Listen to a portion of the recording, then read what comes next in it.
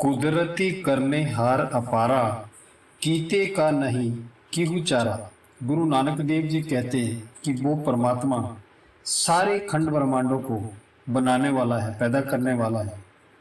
जो कुछ उसकी रचना और कारीगरी है उसमें किसी का दखल नहीं है। वह वाहिद हो, ला शरीक है, खुदा है, खुद है, वो खुद ही सब कुछ कर रहा है। जीव ओ पाई रिजक दे आपे, सिर सिर हुक्म चलाइए। वह सारी दुनिया को पैदा करके सारी दुनिया को भोजन दे रहा है, रिजक दे रहा है, जीविका दे रहा है। पशु पक्षी व मनुष्यों को भी रिजक देता है। जो पत्थरों के अंदर कीड़े मकोड़े हैं उनको भी भोजन का प्रबंध करता है। जो पवन आहारी जीव है यानी हवा में रहते हैं उनको हवा देता है, और जो जमीन के नीचे जीव है उनको वहीं पे वो भोजन दे रहा है। मतलब यह है कि वह परमात्मा हर लोक में रहने वाले सारे जीवों को भोजन दे रहा है। जिसको आप नाम कहते हो, गुरबाणी कहते हो, गुरु साहिब उसी को हुक्म कहते हैं। ये वो ताकत है जो सारी दुनिया को पैदा करती है। गुरु नानक देव जी कहते हैं, हुक्मी होवनी आकार हुक्मे ना कहिया जाई, हुक्म होवनी जीव हुक्मी मिले बढ़िया। ये जो सारा कुछ पसारा है इस सब उस अकाल पुरख परमात्मा के हुक्म से है। फिर हुक्मी उत्तम नीच, हुक्मे लिखी दुख सुख पाई आई, इकना हुक्मी बख्शीस एक हुक्मी सदा भवाई है। दुख सुख सब हुक्म से है। और आखिर में कहते हैं, हुक्मे अंदर सबको बाहरी, हुक्म न कोई, नानक हुक्मे जे बुझे ता हौसे कहे न कोई। जितनी तकलीफ है सब हुक्म की ही है, जितनी तारीफ है सब हुक्म की ही है। हुक्म ही सबके अंदर है। सब सुख दुख सारे हुक्म से हो रहे हैं। जो हम करनी करते हैं उससे हम दुख पाते हैं या सुख पाते हैं, ये परमात्मा के हुक्म से ही सब कुछ हो रहा है। हमारे कर्मों के अनुसार वो हमें फल देता है। हुक्म चलाई रहिया भरपूरे, किस नेड़े किस आखा दूरे। गुरु नानक देव कहते हैं, वह अंदर भी है और बाहर भी है। न हम उससे दूर कह सकते हैं न पास कह सकते हैं, क्योंकि अगर पर्दा खुल जाए तो वह नजदीक है, बहुत नजदीक है, नजदीक से भी नजदीक है। और इसके विपरीत अगर पर्दा ना खुले तो फिर वो दूर से दूर है। फिर करोड़ों कोस का फासला समझो। वह कण कण में व्यापक है, लेकिन उसके मिलने की पूरी व्यवस्था मनुष्य के अंदर है। गुप्त प्रकट हर घट घट देखी, बरते ताकू सबाइया। ता कहते हैं कि एक को वह कुल परमात्मा हर एक मनुष्य के अंदर है और हर जगह मौजूद है। कोई ऐसा हृदय नहीं है जिसमें वह मौजूद ना हो, लेकिन किसी फकीर के अंदर वो प्रकट हो जाता है, जिसने प्रकट कर लिया। बाकी सब उसकी आंखों के पीछे पर्दा लगा हुआ है, यानी उनके अंदर गुप्त है, पर है सबके अंदर। प्रकट जो नहीं कर सकता उसके लिए है नहीं, और जिसने प्रकट कर लिया उसके लिए सब जगह है। किसको मेले सूरत समाये, गुर शब्दी हरि नाम ध्याए। कितनी ऊंची शिक्षा है और कितना साफ साफ वर्णन करते हैं। कहते हैं कि जब किसी मनुष्य को वह परमात्मा अपने साथ मिलाना चाहता है तो उसको किसी महात्मा, किसी सतगुरु के पास भेजता है। वह महात्मा कहता है कि तेरे अंदर वह नगमा, वह बांगे आसमानी हो रही है, तो और कुछ ना कर, सिर्फ अपनी रूह को उसके साथ जोड़ दे। देखो कितना आसान और कुदरती तरीका है, किसी को ऐतराज नहीं। वह परमात्मा सबके अंदर है और सबका साझा है। जिस प्रकार बीए एमए पास करने के लिए विद्यार्थी को शिक्षक के पास जाना पड़ता है, इसी प्रकार परमेश्वर से मिलने के लिए भी किसी महात्मा से नाम लेकर कमाई करनी पड़ती है। और परमात्मा फकीरों की संगत से ही मिलता है, क्योंकि जिस प्रकार परमात्मा के घर तक कोई तालीम या शरीयत, तरीकत, मार्फत और हकीकत, ये 4 मंजिलें हैं। इस प्रकार फकीर भी अलग अलग मंजिलों में रहते हैं। दुनिया में गुजारा करना है, लेकिन हमें हकीकत को समझना है। सो कहते हैं कि उनके मिलने के 2 तरीके हैं, एक गुरु और दूसरा नाम। गुरु के बिना नाम नहीं मिलता और नाम के बिना मुक्ति नहीं होती। वह परमात्मा जिसको मिलाना चाहे उसके लिए दोनों तरीके और जरिए वो पैदा करने की व्यवस्था भी कर देता है। आनंद रूप अनूप गोचर गुर मिलिए प्रभु जाई। आगे गुरु नानक देव कहते हैं कि जब वह पर्दा खोलकर रूह को अंदर ले जाता है, वे नज़ारे देखता है, ऐसा आनंद महसूस करता है कि रूह को फिर बेहद खुशी मिलती है। अब सवाल पैदा ये होता है कि खुशी किसकी कृपा से मिलती है? तो कहते हैं कि ये खुशी सतगुरु की कृपा से मिलेगी। मन तन धन ते नाम प्यारा अंत सखाई चलन वाला। कहते हैं सारी दुनिया में अगर कोई ऊंची से ऊंची दौलत है तो वह नाम है।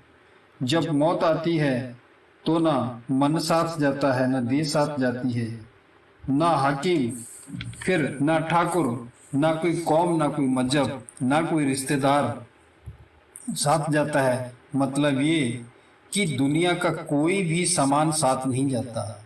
महल माड़ी ये चुबारे सब यही रह जाते हैं। साथ जाने वाला केवल नाम है। लेकिन क्या हमने कभी विचार किया है? ये विचार हम नहीं करते। अगर 10 दिन के लिए कहीं हमें जाना हो तो हम सारा सामान पहले से तैयार कर लेते हैं कि हमें ये चीज़ भी चाहिए, ये चीज़ भी चाहिए, इस चीज़ की भी हमें ज़रूरत है, मगर इस ओर हमारा बिल्कुल ध्यान नहीं है। ये कितनी भारी भूल है। हम गफलत की नींद में सो रहे हैं। हमने कभी ख्याल नहीं किया कि हमें मरना भी है। कुछ आगे की व्यवस्था कर लें। अब कहते हैं कि इस दुनिया से हमारे साथ जाने वाले 2 ही हैं, गुरु और नाम, और यही दोनों हमारे रिश्तेदार हैं, बाकी सब झूठे हैं। मोह पसार नहीं संगी बेली बिनु हरि गुरु किन्हीं सुख पाइया। गुरु नानक देव कहते हैं ये सारा मोह का पसारा है। सारी दुनिया काम, क्रोध, लोभ, मोह और अहंकार में फंसी हुई है। सिवाय नाम के कोई साथ नहीं जाता और नाम गुरु से मिलता है। अब दोबारा तवज्जो दिलाते हैं कि सुख देने वाली 2 ही चीजें हैं, एक गुरु, दूसरा नाम, या फिर खुद परमेश्वर है। अगर किसी को सुख मिला है तो गुरु और नाम के जरिए। इन दोनों के बिना ना किसी को सुख मिला है और ना ही मिल पाएगा। किसको नदर करे गुरु पूरा शब्द मिलिए गुरुमति सुरा। कहते हैं जिसको परमेश्वर मुक्ति देना चाहता है उसका किसी पूरे गुरु के साथ वो मिलाप करा देता है। वह कहता है कि तेरे अंदर वह नाम और शब्द बोल रहा है, तू अपनी सूरत को उसके साथ जोड़। सो जिसको वह अपने साथ मिलाना चाहता है उसको वह प्रेरणा देता है कि वह गुरु के से नाम लेकर अपनी रूह को नाम के साथ जोड़ दे। यही उसकी बख्शिश का जरिया है। जिसको बख्शना चाहता है उसके लिए वह जरिया भी बना देता है। गुरु नानक देव ने गुरु नानक गुरु के चरण सरेऊ जिन बुलबुला मार्ग पाइया। अब गुरु नानक देव कहते हैं कि हम बार बार अपने सतगुरु के चरणों में नमस्कार करते हैं, जिन्होंने हमारे जैसे भूले हुए को सीधे रास्ते में ला दिया। संत जना हरि धन जस प्यारा गुरुमति पाइया नाम तुम्हारा।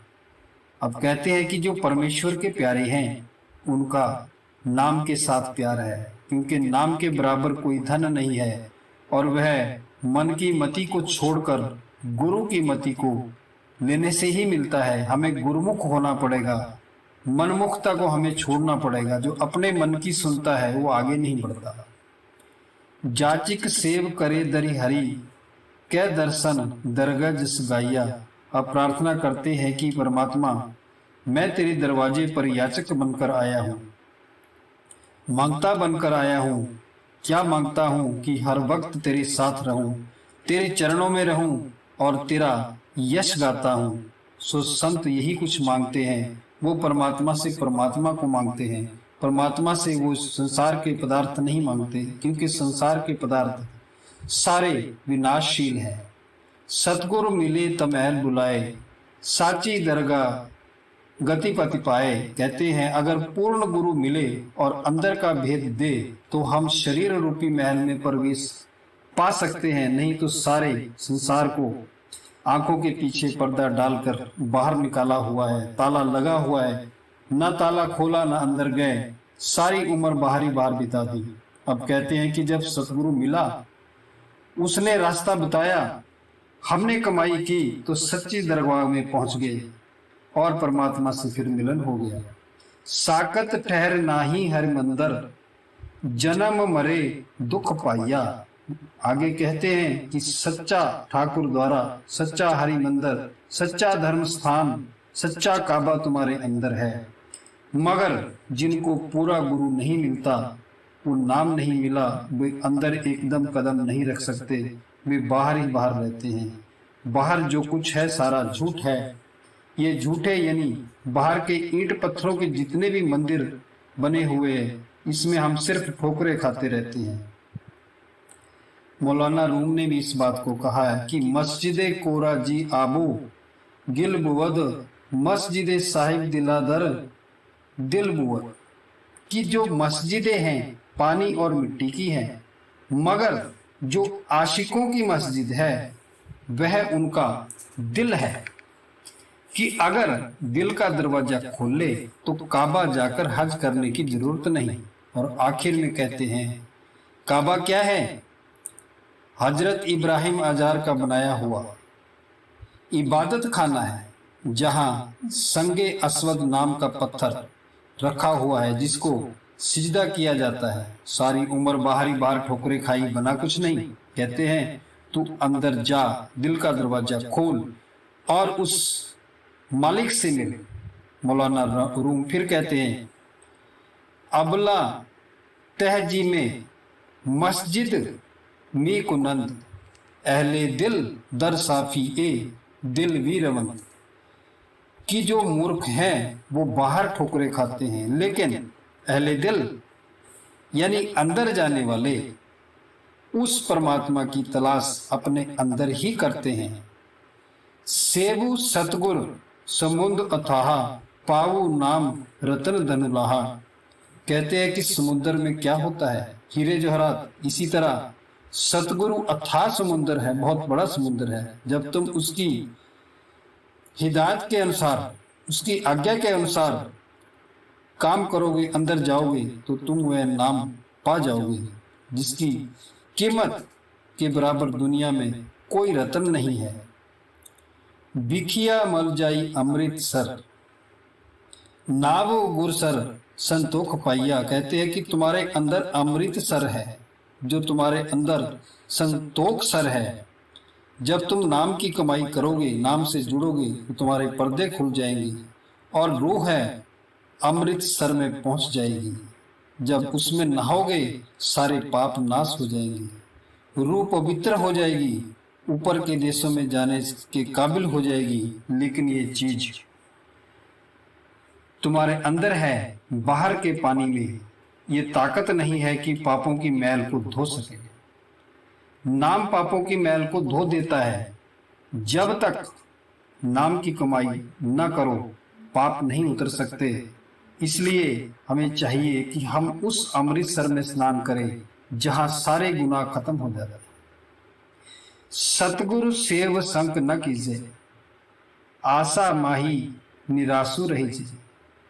फिर गुरुदेव कहते हैं कि सारी दुनिया को उपदेश देते हुए कि ये लोगों तुम संकोच ना करो, लोक लाज को छोड़ दो और गुरु के पास चले जाओ। जब तुम उसकी हिदायत के अनुसार अंदर जाओगे, तुम्हारी सारी आशाएं, सब इच्छाएं पूरी हो जाएगी, कोई आशा बाकी नहीं रहेगी। दुनिया का बहुत बड़ा हिस्सा है जो परमार्थ को कमाना चाहता है, मगर लोक लाज और दुनिया के संकट के कारण वो महात्मा के पास नहीं जाता। उनका सत्संग नहीं सुनता, इसका मतलब यह है कि दुनिया बड़ी है, परमार्थ सतगुरु और परमेश्वर छोटी चीजें हैं। नहीं, ये सब गलत सोचना है, गलत भावना है। गुरु ही बड़ा है, परमात्मा ही बड़ा है। दुनिया का उसके आगे कोई मूल्य नहीं है। संसार दुख विनाशन सेवु, फिर बहुड़ी रोग न लाइया। कहते हैं कि अगर एक बार अंदर चले गए, अंदर का पर्दा खोल लिया, उस अमृत यानी आबे हयात को पी लिया, फिर नाम की लज्जत ले ली, फिर दुख नहीं, सुख भी नहीं, न जन्म न मरण, सदा के लिए मुक्ति होगी।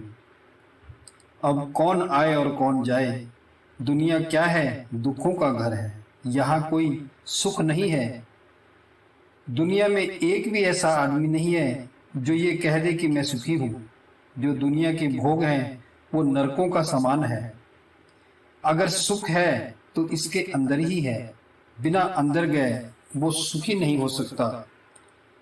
साचे भाव तिस बड़ी आए, कौनो सु दूजा तिसु समझाए। कहते हैं कि दुनिया में ऊंचा कौन है, आदर के योग्य कौन है, फिर खुद ही जवाब देते हैं कि वो आदमी जिसकी रूह परमात्मा की दरबार में दाखिल हो गई है, जिसे परमेश्वर मिल गया है, उसके मुकाबले में और कोई भी नहीं है।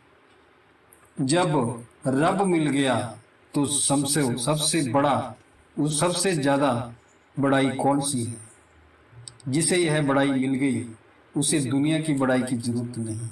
यानी रब ही सबसे बड़ा है और उसी की बड़ाई है, उसी का सब कुछ है, उसी का पसारा है।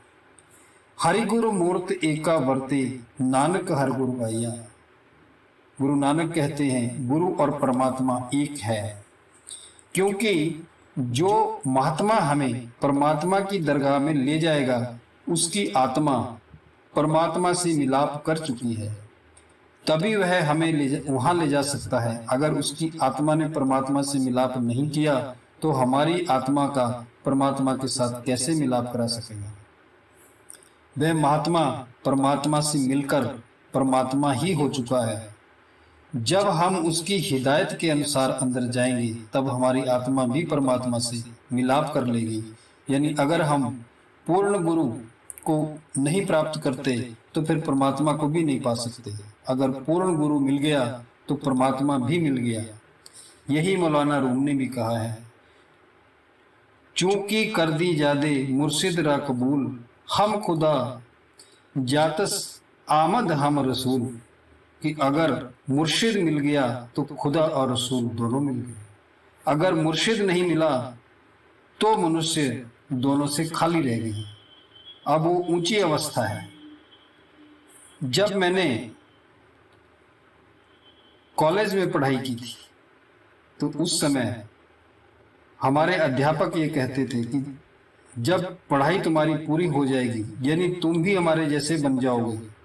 जो हमारे शिक्षक है वो जब हम उनके बराबर हो जाते हैं तो फिर हम एक ही बन जाते हैं, क्योंकि जो डिग्री उन्होंने हासिल की है वही डिग्री हम हासिल कर लेते हैं।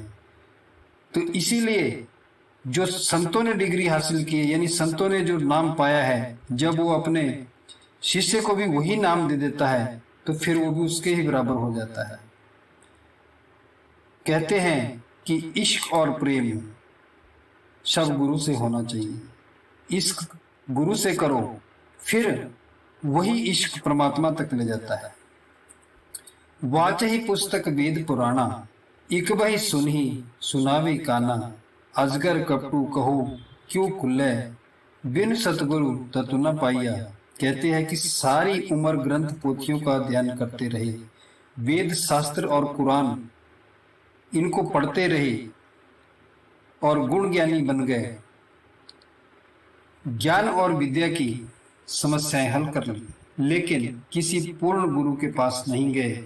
नाम ना मिला, ना पर्दा खोला, ना अंदर गए। अब जिस मकसद के लिए दुनिया में आए थे उसे पूरा न किया। वह मकसद क्या था? गुरु से मिलकर अंदर पर्दा खोलकर परमात्मा के दर्शन करना। सभी वेद शास्त्र कहते हैं कि परमात्मा तेरे अंदर है।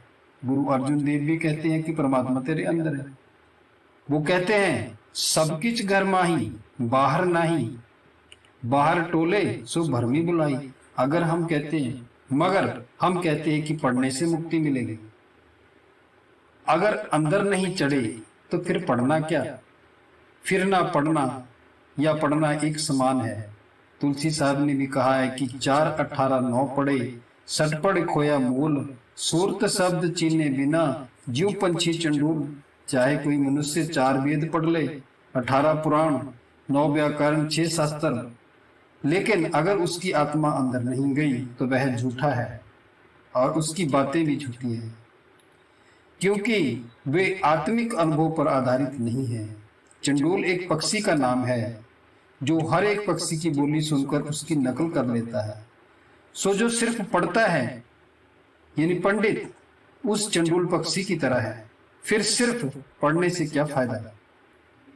अब कहते हैं कि जिस तरह कोई बिना शिक्षक के बीए एमए की डिग्री हासिल नहीं कर सकता, इसी तरह बिना सतगुरु के कोई अंदर नहीं जा सकता। कर ही विभूति लगावी भस्मे, अंदर क्रोध चंडालू सु होमे।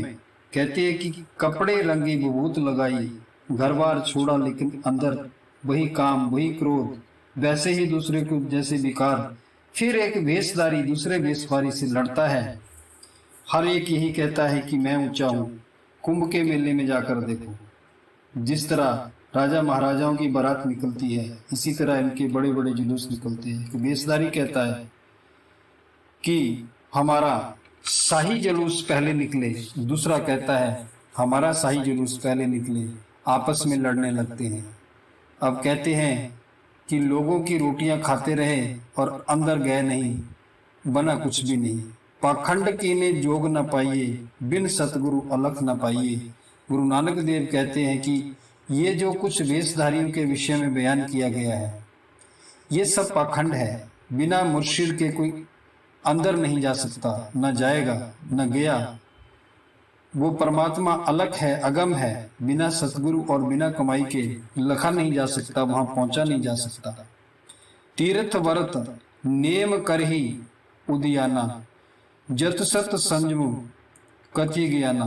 कहते हैं कि कोई तीर्थों पर जाकर स्नान करता है, कोई घर बार छोड़कर उजाड़ो, कोई बियाबानों में फिरता है, जंगलों में फिरता है, कोई यति है, कोई सती है, कोई कुछ कर्म कर रहा है, कोई कुछ कर रहा है, कोई लोगों को उपदेश देता फिरता है, लेकिन खुद कुछ भी करना नहीं चाहता, ना कुछ करता है। अब जिनकी अपनी शादी नहीं हुई वो दूसरों की शादियों के गीत गाता फिरे, उसका फायदा कोई नहीं। पढ़ लिख कर वाद विवाद करने से अहंकार पैदा होता है कि मेरे मुकाबले में कोई नहीं है, मैं सबको जीत कर आया हूं। राम नाम बिन क्यों सुख पाइए, बिन सतगुरु भरम न जाइए। कहते हैं कि जब तक इसे कोई पूरा गुरु न मिले और वह रास्ता ना बताए, तब तक वो अंदर नहीं जाएगा, राम नाम की लज्जत नहीं लगेगी और तब तक इसका जन्म मरण समाप्त नहीं होगा। अब कहते हैं कि बिना सतगुरु के अंदर जाना मुश्किल है, बिना सतगुरु के भ्रम दूर नहीं हो सकता और ना परमात्मा की समझ आ सकती और ना ही शांति मिल सकती है। पाखंड धर्म प्रीत नहीं, हर सौ गुर शब्द महारस पाइया। गुरु नानक देव कहते हैं कि ये सब धर्म कर्म निचले दर्जे के हैं। असली धर्म अंदर पर्दा खोलकर रूह को नाम के साथ जोड़ना है। अगर कोई ऊंची से ऊंची लज्जत है तो इसमें आजम है, कलामे इलाही में है। सबसे बड़ा धर्म यही है कि आप परमात्मा के नाम से जुड़ जाए। बाकी धर्मों का कोई फायदा नहीं, बाकी तो फिर रास्ते हैं और रास्ते भी सांकरे हो जाते हैं और छोटे छोटे धर्मों ने आपस में फिर दीवारें बना लेते हैं और अपने आप को एक जगह कैद कर लेते हैं। असली धर्म परमात्मा का नाम है। जब तक आप परमात्मा का नाम ले रहे हैं तब तक आप धर्म से जुड़े हुए हैं। कुदरती देख रहे न मन माया, गुर शब्द सब ब्रह्म पशानी। कहते हैं जब इसने अंदर पर्दा खोलकर देखा तब एक ही बात नजर आई। वो बात क्या है कि परमात्मा हर एक के अंदर और कण कण में मौजूद है।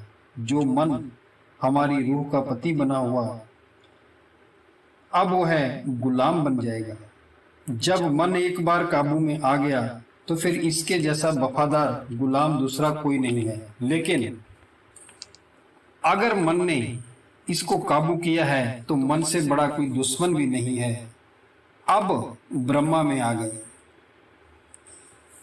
यह सारी सृष्टि ब्रह्मा से ही पैदा हुई है। अब सवाल ये पैदा हुआ कि किसकी कृपा से यहाँ पहुंची। फिर इसका जवाब यही है कि सिर्फ सतगुरु की कृपा से ही यहाँ पहुंचा जा सकता है। नानक आत्म राम सबाइया, गुर सतगुरु अलख लखाइया। कहते हैं कि राम समुद्र है, कुल दुनिया में भरपूर है, और आत्मा राम की अंश है, यानी उस परमात्मा की अंश है। यह किसकी कृपा से समझ में आएगा? गुरु की कृपा से। अब कहते हैं कि जिसको सारी दुनिया अलग कहती है उसको देख लिया, लेकिन किन आंखों से? अंदर की आंखों से। सिर्फ गुरु ने इसको देखा है। जिसने मेहनत की, जो अपने अंदर गया, उसने परमात्मा को देखा। और जिसने खुद देखा वो ही दूसरे को दिखा सकता है। जो उस रास्ते पर खुद चला वो दूसरे को चला सकता है। जो खुद ही नहीं चला वो दूसरे को कैसे चलाएगा? जिसने सिर्फ किताबें पढ़ ली और किताबें पढ़ के बखान करना शुरू कर दिया, वो दूसरे को नहीं बता सकता। वो दूसरे को भी गुमराह कर देगा, क्योंकि उसने रास्ता नहीं देखा है और दूसरों को रास्ता दिखाता फिरेगा। वो तो इसी तरह हुआ जैसे कोई घने जंगल में फंसा हुआ है, वो खुद निकल नहीं पा रहा जंगल से, और दूसरे आते जाते राहगीरों से कह रहा है कि मैं रास्ता बताऊंगा, लेकिन वो क्या रास्ता बताएगा? वो तो खुद ही नहीं निकल रहा है, खुद झाड़ों के बीच में फंसा हुआ है। इसलिए जरूरत है इससे ब्रह्म से बाहर आने की और किसी पूर्ण सतगुरु की शरण में जाने की। जो सतगुरु हमें रास्ता बताएगा, तभी हमारे जीवन का जो उद्देश्य है उसको हम पूरा कर पाएंगे।